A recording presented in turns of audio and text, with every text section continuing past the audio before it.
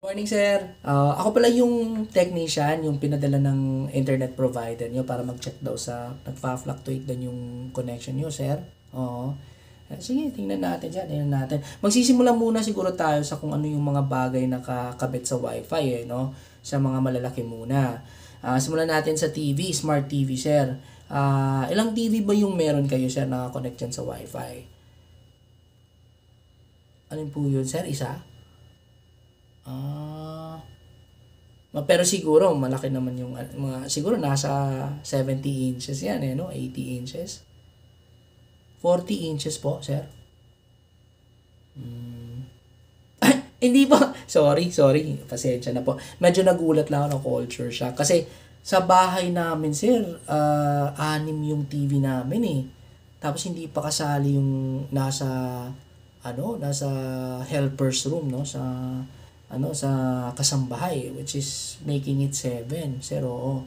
Tapos yung pinakamalit doon, 50 inches, sir, oo. Isa sa CR, meron din sa sala, sa mga kwarto.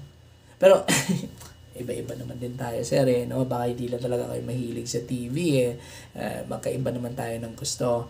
So, isa susunod item natin, sir, sa mga cellphone naman, no? So, ilang cellphone ba yung nakakonect dito, sir, sa Wi-Fi?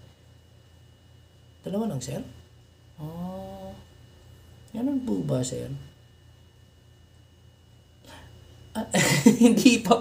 Kasi sa bahay namin, sir, yung cellphone namin, tigda dalawa kasi kami ng cellphone sa family member, oo. Para pag nasira yung isa, meron pang isa, oo. Or pag tigdalawahan, no? Kasi minsan nanonood ka ng ang isa dito, dito naglalaro ka ng games, dapat dalawa. Parang minimum yung dalawa, sir. Oo. Tag-iisa lang kayo pala. Okay lang naman yan. Kasi meron pa rin kaming, aside sa tigda dalawa, meron kaming 10 nakatenga lang dun Oo. For emergency cases, no? So, meron kaming mga tig-iisang cellphone sa 4 naming CR sa bahay. Hindi naman po, sir. Oo, technician lang ako, sir. Ay, hindi po ako may-ari ng internet provider, sir, no? Hindi, normal sweldo, normal technician lang, sir. Oo. Hindi. Magkaiba naman tayo ng gusto, sir. Magkaiba naman tayo ng pace sa buhay, di ba? So, hindi mo naman po kasi kasalanan kung hindi po kayo pinagpala. Oo.